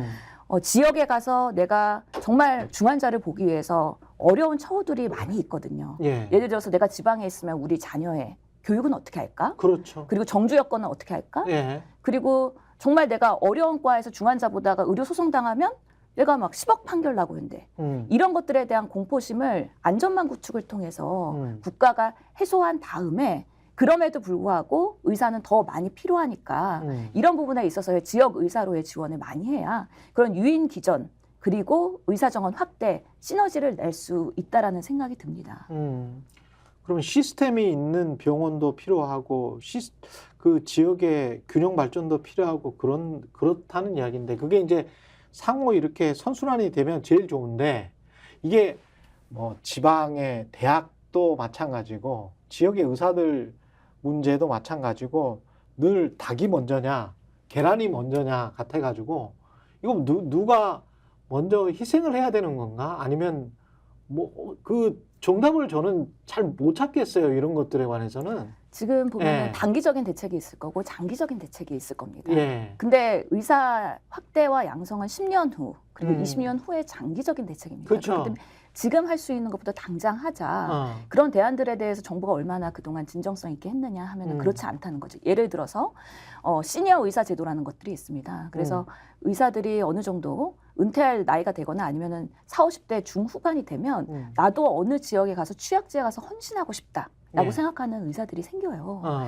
그러면 그런 분들이 잘 지방 의료원에 매칭될 수 있도록 하는 시스템을 강화하고 실제로 지역에서 일하는 사람들 갑자기 수도권에서 공부하고 의대 갔던 사람들이 지역으로 가기는 쉽지 않거든요. 그럼 지역에 있는 친구들을 그 의대에서 수용하고 그 다음에 수련받게 하고 그 지역에서 취직받게 하는 선순환의 시스템을 만드는 데 있어서 예. 그런 제도들이 있어야 되는데 지금으로서는 지역의 의대가 뭐 이제 TO를 정원 확대를 해서 지역 인재 양성을 하겠다고 하지만 결국에는 의대를 졸업하고 면허를 따면 인턴 레지던트 하는 전공의들은 빅5 병원으로 수도권으로 가거든요. 그럼 그런 문제를 어떻게 해결할 것이냐 라는 부분이 있고요. 특히 지방에서도 지역의 취약지라고 하면은 지방에도 도심이 있고 그리고 취약지들이 있기 때문에 예. 지방의 도심에 있는 여러 가지 국립대병원이나 큰 병원에 있는 대학 교수들이 예. 취약지로 같이 근무를 동시에 중복할 수 있도록 하는 동시 개방형 병원 시스템이든 여러 가지 방식으로 지금 단기적인 대안을 마련하면서 정원 확대도 필요하다고 하면 의료계도 사실은 반대할 명분을 찾기가 어려운 것이죠.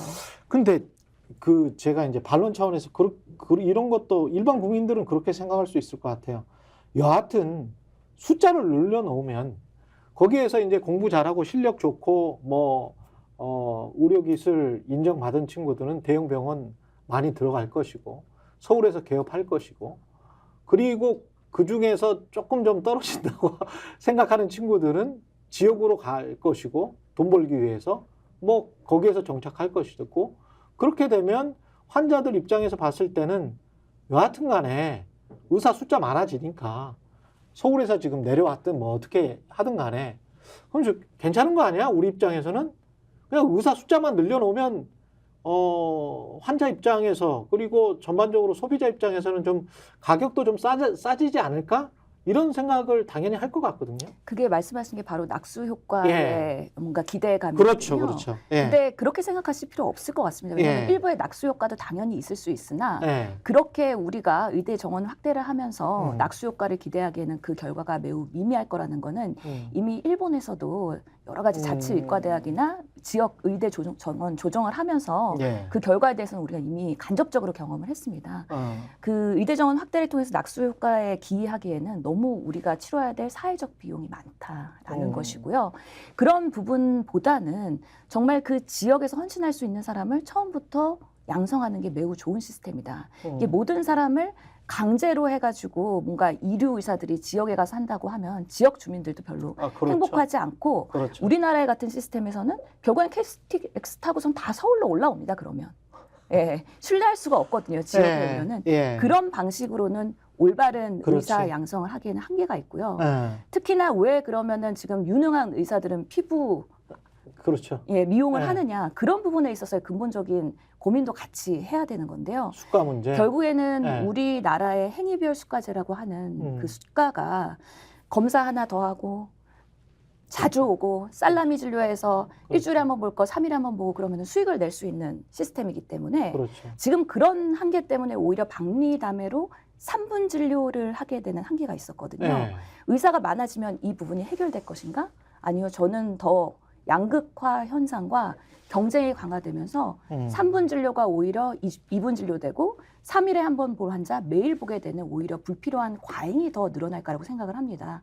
그래서 이런 행위별 수가제의 한계가 극복될 수 있는 시스템의 개선이 필요한 건데요.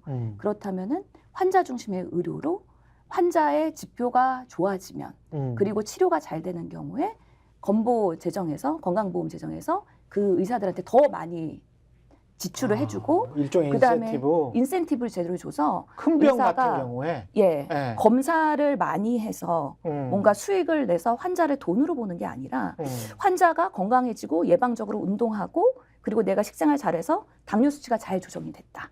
그러면 거기에 인센티브를 주는 방식으로의 환자들이 진짜 시스템으로 선물이라도 간다고 갖다 하면 드리고 싶죠. 본인들 네. 뭐 죽을 병인데 고쳐졌다면 그런 경우는 많죠. 저는 그래서 이 시점에서 네. 환자 중심의 가치 기반 의료라고 하거든요.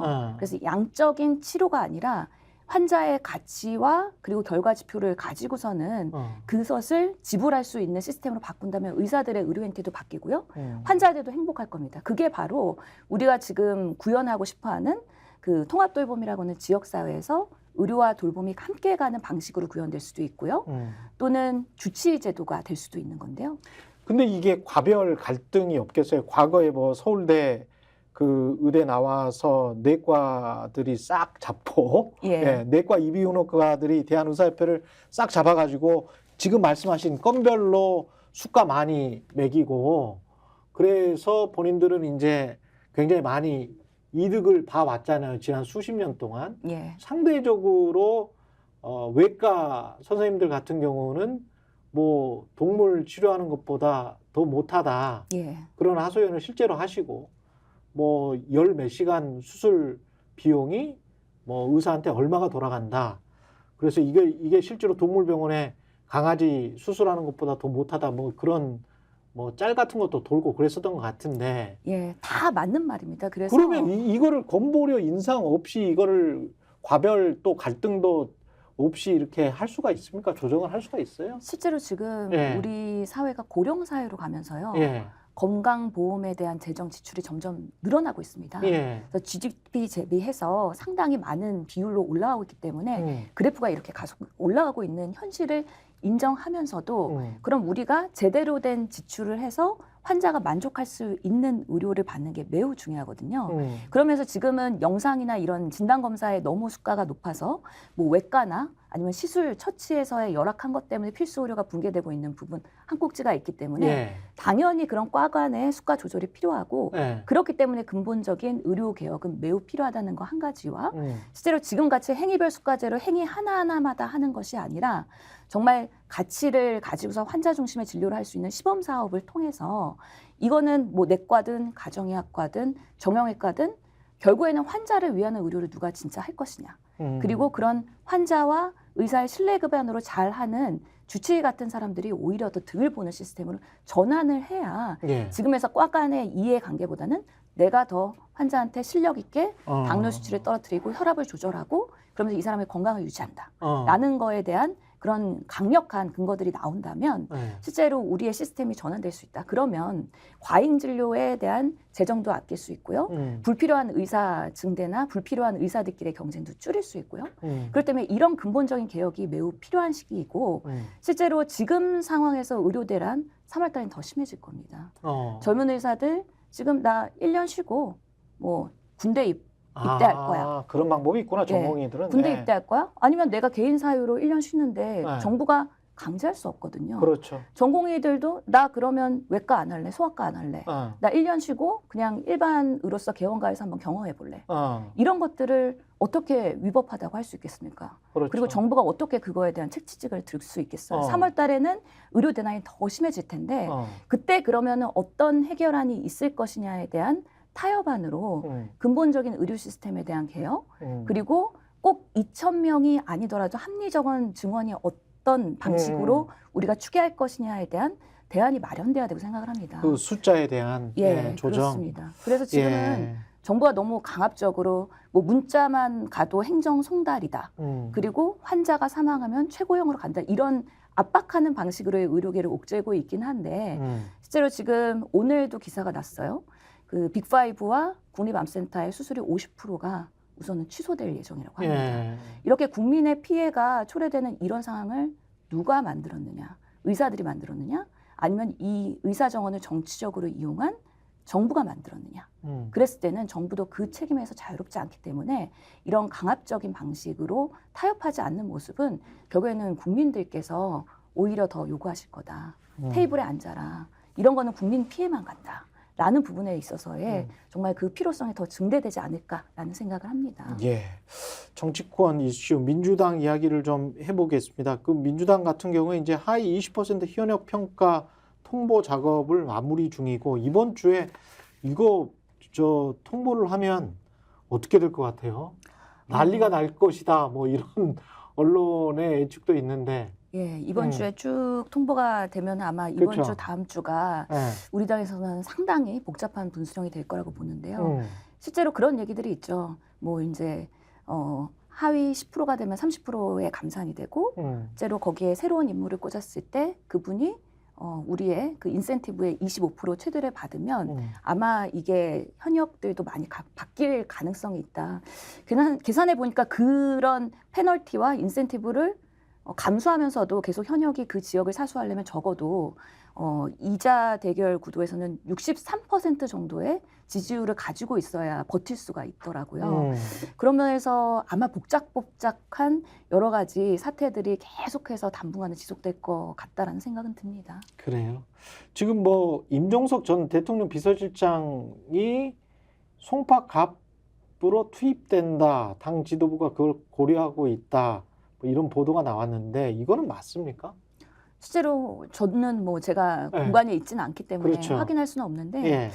저희가 총선 기획단 저도 위원으로서 활동을 하면서 예. 우리 당이 앞으로 이 공천과 총선을 어떻게 준비해야 하느냐 그랬을 때 몇 가지 그 논의한 내용들이 있었는데요. 예. 우선은 여성 청년 공천 확실하게 하자라는 예. 거에 대해서 마지막 회의를 하고 나서 음. 국민들한테 공표를 했습니다. 음. 근데 그런 부분들이 지금 공천 과정에서 잘 보이지 않고 있기 때문에 음. 그런 부분을 보완하기 위한 당의 노력이 필요할 거고요. 앞으로 그런 것들이 예. 보여져야 될 거고요. 예. 특히 올드보이에 대한 부분들이 논의가 됐었는데 예. 결론적으로는 우리가 이 부분에 대해서는 공표를 안 하긴 했지만 그래도 우리 당이 지난 3번간의 선거를 지면서 변화 쇄신의 모습을 어떻게 보여줄 것인가에 대한 고민들이 진지하게 논의가 됐고요. 예. 그런 면에서는 기존에 경쟁력 있는 중진 아니면 영향력 있는 분들이 조금 더 외연 확장을 위해서 노력을 해주셔야 되는 거 아니냐라는 위원들의 의견들이 있었기 때문에 외연 확장. 예, 다른 아무래도 곳에 가서도 뭐 승리할 수 있을 만한 인지도를 가지신 분들. 예, 예. 그렇게 될 수밖에 없는 것이 지금 인재 영입한 20명 넘는 분들이 있습니다. 이분들이 신인이기 때문에 아직까지는 인지도나 아니면 경쟁력에서는 어디를 돌려도 쉽게 좋은 결과를 얻기는 어려울 거예요. 특히나 지금 우리 당의 지지도가 좀 떨어지고 있지 않습니까? 예. 그렇기 때문에 지금 상황에서는 이런 분들을 전략으로 지역에 안배를 하기 위해서는 실제로 기존에 있는 분들이 조금 더 우리 당의 확장을 위해서는 희생 그리고 헌신하는 모습을 보여야 된다는 거는 우리 당에서는 뭐 당연한 생각이라고 보고요. 결국에는 이 공천 과정에서 우리가 감동이 별로 없다라는 부분이 있는데 그런 면에서도 통합과 뭔가 헌신하는 모습들이 계속 보이는 공천을 해야 이번 주, 다음 주에 분수령에서 조금 더 우리가 우위를 점할 수 있지 않을까라는 생각을 해봅니다. 지금 이재명 대표 주도로 공천을 하고 있는 건 맞죠? 지금 공관위가 있기 때문에 예. 일반 공관위에서는 면접을 통해서 그 결과를 바탕으로 해서 예. 공천을 계속해서 발표를 할 것이고요. 문제는 이 시스템 공천이라 하더라도 이게 완벽한 제도는 아니기 때문에 일부에서는 보완해야 되는 당의 노력은 있습니다. 그래서 이재명 대표께서 전화 걸어서 여러 가지 그 현역 의원들과 고민을 나누시는 걸로 보이고 있는데요. 사실은 현역 입장에서는 당대표가 전화 와서 그렇죠. 이런 고민을 얘기하면 이거는 어쩔 수 없는 흐름이구나. 받아들여야 되는구나. 운명적인 구나 하는 약간 너무 약간은 큰 메시지를 들릴 수 있기 때문에 사실은 당대표가 그런 것들을 직접 하는 거에 대해서 저도 조금 안타까운 부분은 있습니다. 주변 사람들이 그런 것들을 도와주면서 같이 좀 악역도 막고 아니면은 또 필요한 부분에 있어서는 또 적극적으로 하고 해야 되는데 당대표가 이렇게밖에 할 수 없는 우리 당의 현실도 조금은 앞으로는 뭐 개선되어야 되지 않을까라는 생각합니다. 아니 근데 그 이재명 대표가 주도로 해서 공천을 한다고 하더라도 저는 뭐 인재 영입위원장이 이재명 대표 아니에요? 예, 맞습니다. 예. 뭐 공관위원장 따로 있고 그렇기는 하지만 뭐 시스템 어떤 시스템에 맞춰 가지고 해서 이재명 대표 주도로 한다. 그게 무슨 문제인지는 모르겠지만 주도로 해서 결과가 이기는 공천이면 돼. 민주당 입장에선. 근데 이제 이기는 공천이냐 아니냐 가지고 결국은 나온 사람들 있지 않습니까? 공천이 된 사람들. 그 사람들이 공천 될 만하다. 저 사람들 이길 것 같다. 저 지역구에서. 또는 비례대표 인물들이 매력적이다. 뭐 이러면 되는 것 같은데 그렇게 될 것 같아요? 결국은 결과로 다 승부를 해야 되는 거 아닙니까? 맞습니다. 예. 그래서 우리가 총선기획단이나 예. 공관이나 다 똑같은 생각인데요. 결국에는 총선 승리가 목표이기 때문에 그렇죠.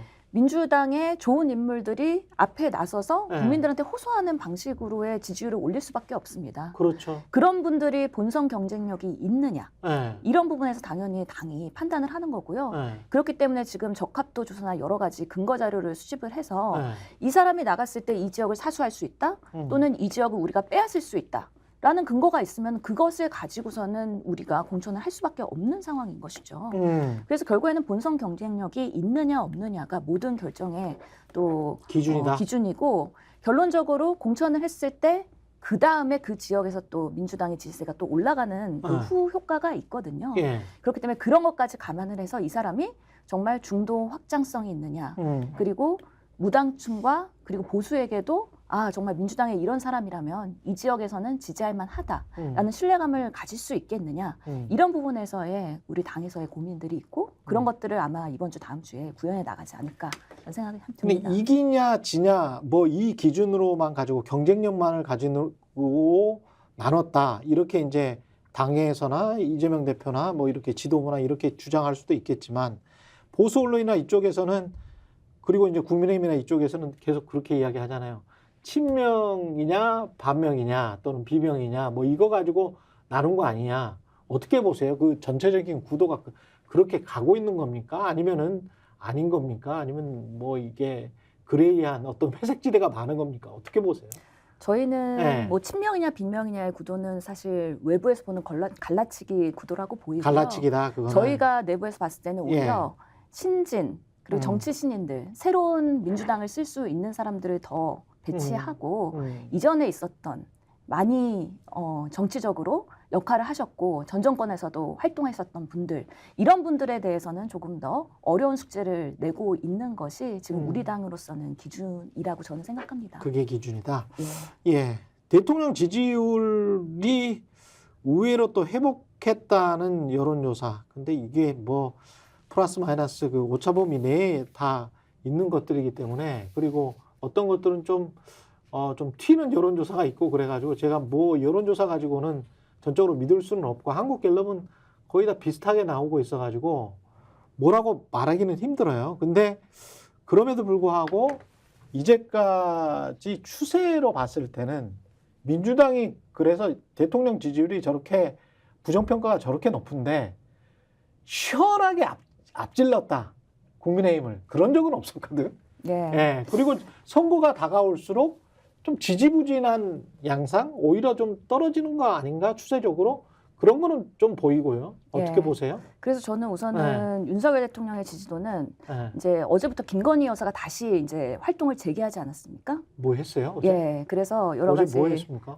군인 그 추도식에도 참석을 아, 하고 그랬어요? 2개 정도의 일정을 수행을 했는데 아, 그랬구나. 이제 다시 활동을 재개했단 말이죠. 예. 아무런 메시지도 없고 아무런 보완책 없이 그냥 다시 이제 활동을 얘기 듣기로는 가만히 있기는 어려우신 분이라고 하시더라고요. 활동을 하셔야 되는 분이라고 얘기를 들어서 아마 이제 지지율이 상승세기 때문에 슬그머니 다시 재등장하시는 걸로 보이는데 조그마한 파우치백은 있어요? 들고 다니시나 아니면 백은 어떻게 하시나? 한번 그것도 예. 관전 포인트라고 보고요. 예. 실제로 그래서 국민들이 이렇게 김건희 여사가 재등장했을 때 윤석열 대통령의 이런 사태 수습에 대한 부족함을 오히려 다시 재생시키는 효과가 있을 거라는 생각이 들고요. 예. 지금 우리 당도 반성해야 되는 게 그동안 지난 한 주간의 뉴스는 임종석, 추미애, 이현주 예. 이런 분들의 조국. 예. 예, 이런 분들의 뉴스였거든요. 네. 그렇기 때문에 국민들이 원하고 정말 민주당이 어떻게 변하고 있는지에 대한 기사들이 아니라 기존의 인물들이 어떻게 본인들의 이해관계를 가지고 정치적으로 움직일 것인가 이런 부분에 대한 것들이 더 보였기 때문에 오히려 불편한 감정이 있었을 거라고 생각을 합니다. 그리고 지금 쭉 말씀을 하셨지만 그분들의 인지도나 이런 한 4명 정도 말씀하셨는데 전국구란 말이죠. 그러면 단순하게 지금 언뜻 들은 생각에도 이른바 이제 친명 의원들 중이나 친명에 떠오르는 사람들 중에 그렇게 분류를 할 수 있을지 없을지는 모르겠습니다만 여하튼 이재명 측근 중에 전국구 스타가 있는가, 조자룡 같은 사람이 있는가, 요포 같은 사람이 있는가, 관우 장비 같은 사람이 있는가 그런 것들도 이제 불안하게 보는 요소인 거는 같아. 그 이재명 대표가 아슬아슬하게 이제 대통령 선거를 졌는데 그 지지율이 있다고 하더라도 이재명을 바치는 무슨 어떤 여포 같은 장소가 있나? 그러면 딱히 또 눈에 띄지는 않거든. 예, 그런 것들도 좀 사람들이 이렇게 민주당에 확실하게 뭐 추가 기울었다 이런 느낌을 받지 못하는 이유가 아닐까요? 그래서 앞으로의 네. 선거에서는 그런 한 명의 인물 중심으로 모든 언론을 뭔가 이렇게 끌고 가는 방식이 아니라 네. 사실 저희 초선 의원들 중에서도 한 명 한 명 사실 21대 총선에서도 인재영입했던 네. 초선 의원들이 되게 훌륭한 의원들이 되게 많이 있거든요. 예. 이런 새로운 인물들이 조금 더 중심에 쓸 수 있는 행보나 무대가 필요하다. 그리고 그런 것들이 국민들한테 잘 소구력 있게 전달이 될 때 오히려 국민의 힘보다는 아 민주당은 이래서 다르구나 그런 부분들이 더 노출돼야 되는 부분이 있다라고 저는 생각을 합니다. 조금 위기다. 이게 지금 한 60일 남았습니까? 라고 생각하십니까? 아니면은 이게 이대로 하면 몇 석이나 얻을 수 있다라고 생각을 하세요? 지금 페이스대로 하면? 지금 상황에서는 매우 위기죠. 매우 위기입니까? 지금 예. 상황에서는 과반하기 어렵죠. 과반은 우리의 목표가 어렵죠. 151석을 얘기했는데 예. 그리고 그렇지만은 지금 50일 남은 이 시점에서 이대로 가지는 않을 겁니다. 이대로 가지 않고 빨리 공천 과정에서의 그런 논란을 수습을 하고 이제는 열심히 민주당이 어떤 대한민국을 만들 것이냐에 대한 메시지로 전환할 필요가 있다라고 생각을 하고요. 우리 당의 위기는 그동안 위기의식이 없었다는 게 위기였습니다. 그래서 이제는 정말 의원 한 분 한 분이 특히 박빙인 지역의 현역 의원님들이 예. 너무 불안해하세요. 이러다가 어. 우리 정말 박빙인데 한 표 한 표가 너무 소중한데 이런 걸로 시간 낭비하면 안 된다. 21대도 사실은 2, 3%포인트 차로 이긴 분들이 서울 수도권에 굉장히 많아요. 예. 신승을 다 거둬서 이렇게 한 107, 80석이 얻어진 거지 큰 격차로 이긴 쪽은 뭐 별로 없어요. 예, 되돌아보면은 21대 총선에서도 마스크 대란 있고 그럴 때는 우리 정말 위기다. 예. 그런 걱정이 있었고 이렇게 승산할지 몰랐었는데 그렇기 때문에 앞으로 남은 50일 동안에 여러 우리가 의도하지 않은 여러 사건과 이슈들이 발생할 수 있고 그럴 때 그것을 어떻게 현명하게 대처하느냐에 따라서 민주당이 국민들께서 판단하실 거라고 생각을 합니다. 그래서 앞으로 이 회복할 수 있는 기회들은 상당히 많다. 그리고 오히려 우리가 위기라고 생각할 때 더 잘 할 수 있다라고 저는 생각을 합니다. 예. 여기까지 듣겠습니다. 신현영 더불어민주당 의원이었습니다. 고맙습니다. 감사합니다. 예.